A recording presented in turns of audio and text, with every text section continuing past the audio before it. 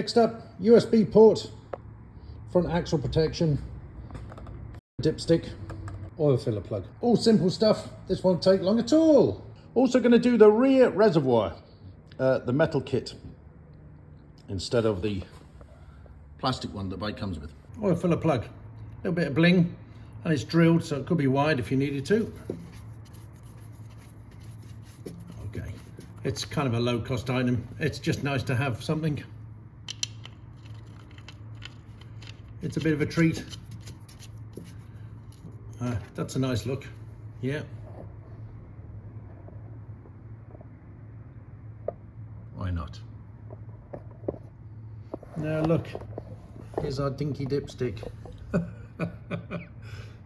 Tiny little thing. So this is metal, and again it's drilled, so you could wire it if you wanted to. Let's go with the old one. Okay, the old plastic one. Yeah, there's not much in it, but if we're going to do the filler, I'm going to do the dipstick.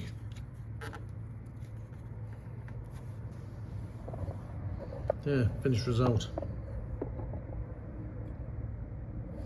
You wouldn't pay a fortune for them, but they're cheap enough so. Right, fork protector kit next. This goes in from the right hand side. One end of this comes off and one end is fixed.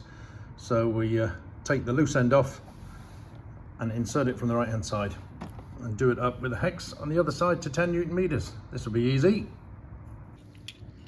Oh my God, they put a sticker on this to tell you to read the manual. It's a nightmare to get off. So on the right hand side of the fixed nut that side, protector, and this washer in this side.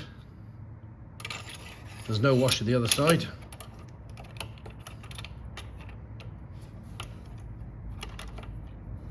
That's it.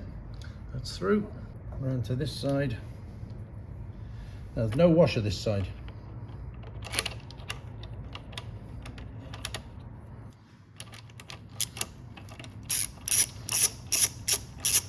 Do it with a hex head.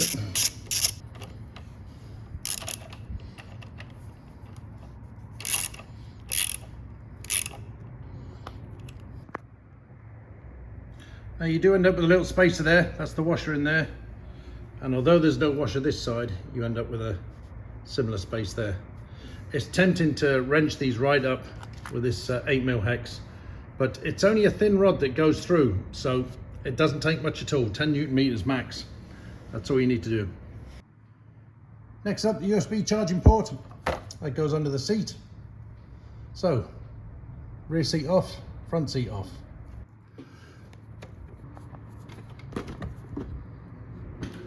Good stuff. Now we need to locate the plug to put this in and somewhere to put the harness. Dinky little thing. Right, the USB port sits in here with a rubber strap they give you, but the cable that you plug it into is underneath here.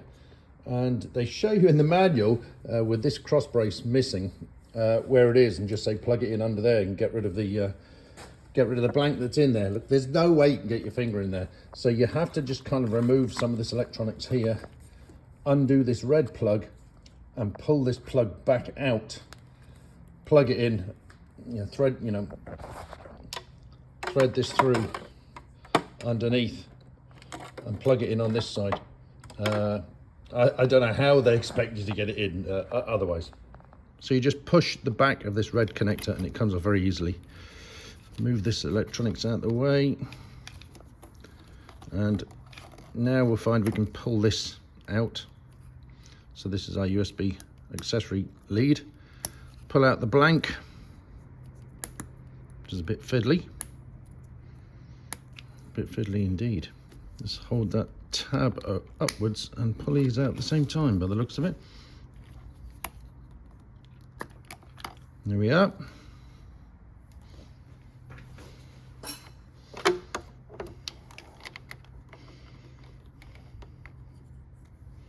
So I'm feeding the wire underneath the hot. There's a hole underneath here to draw it through.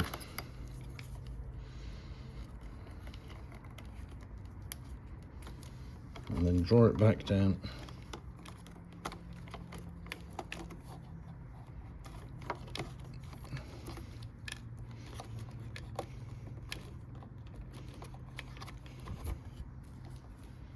So I have the accessory wire back down behind this clip and pushed in underneath, coming back out underneath here. That's how that goes. Let me just put this stuff back together again.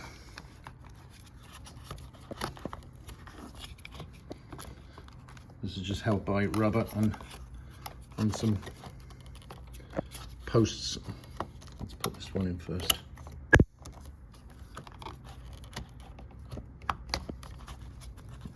That's it, all back. Now we just mount a piece of rubber onto here and house it there. Right, that's it fitted there. Just the rubber strap around those little cutouts in there, and there's a USB port. Not the most practical of places really, because you can't really get a phone anywhere under here. And you wouldn't want to put it under the front seat, not that there's anywhere to put it there, because the front seat bolts and unbolts, so you're not going to be doing that. So there's nowhere in here for a phone. So you're going to have to take a flying lead out of this somehow, if you want to use this on a more permanent basis. Maybe a flying lead coming out the side, going into a tail bag, something like that. It's better than nothing. It's better than not having one. And for the price of it, it's fairly low cost. I think it's worth having. If you read the documentation from Triumph on this, they want you to bleed from the rear caliper and get rid of all the brake fluid through the master cylinder even. I'm not going to do that. I'm going to leave that intact. I'm just going to take out the fluid that's in the reservoir itself and just change the reservoir and put that fluid back in the new reservoir. And I have some new fluid here, so if I need a bit more than what's in this old one, I can sort that out. So I'm not quite going to do it the Triumph way. I think I don't think the entire system needs bleeding really. This is just a reservoir and a hole in the bottom. If I was going past the master cylinder, yeah, but I'm not. I'm just doing this, so it'll be easy to make sure there's no air introduced in the system. Triumph also don't suggest you need to remove the rear peg hangers or this protective device here. I'm going to though, just for ease of access.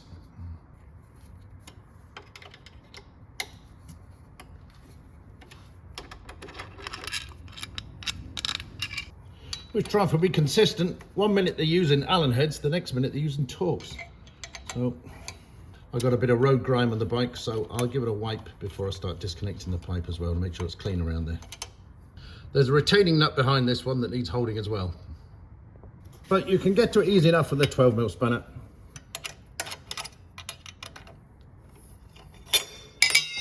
Yeah, I actually don't need to take that off, I can leave it like that. Right, the area all around here has been cleaned up. So, let's extract the brake fluid.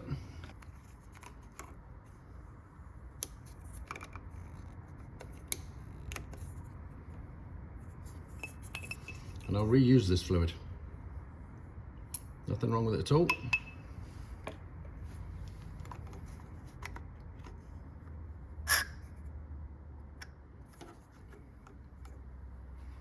And I was able to get that syringe down in the hole there to bring the level down to about here. So that's handy.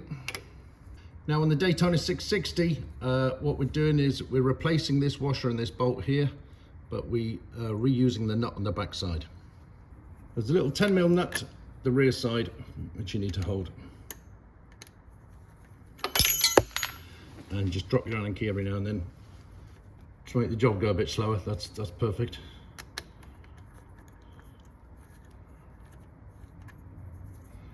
Right. You need to hold this, stop dropping the nut.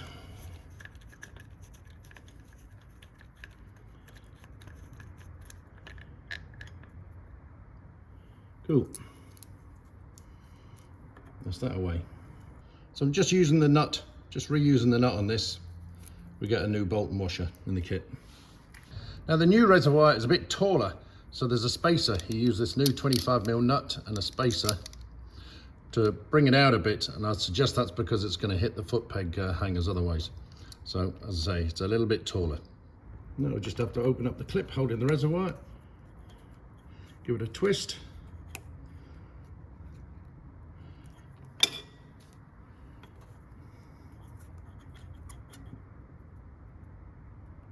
Easy peasy, easy peasy. New one on.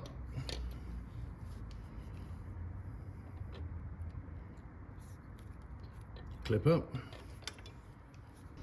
So now, just my new bolt, spacer, and reuse the old nut.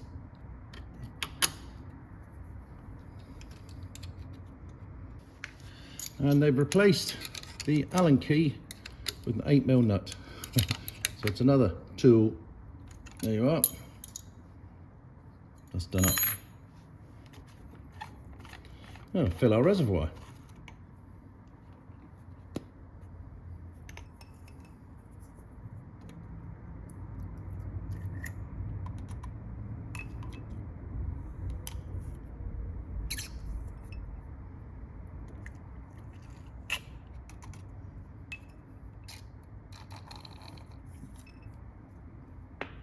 Right, looks like there was enough in the old reservoir to get a decent amount. Yep, we're about 2/3 of the way up, which is fine. Put the expander back in, new lid on. Right, and I've got no air in this because this was open. This was open to the elements, and this is a straight through pipe going into here. So the fluid never got below the master cylinder here. So we're laughing. Well, I just had the clip a little bit too low, so I just squeezed that open with some more pliers and pushed it up a couple of more millimeters, just to make sure it was gripping above the expansion in the bottom of the pipe there. Looks good. All right, protector back in place.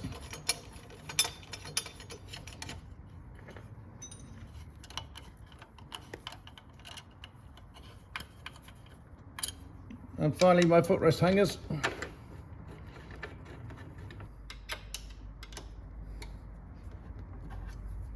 Cool, job done. Another little bit of bling. Yeah, I like that. I'd definitely go for that. That's nice. Final check, make sure I haven't introduced any sponginess into the brake. No, solid, really nice. And if you did spill any brake fluid, just wash it down with some water.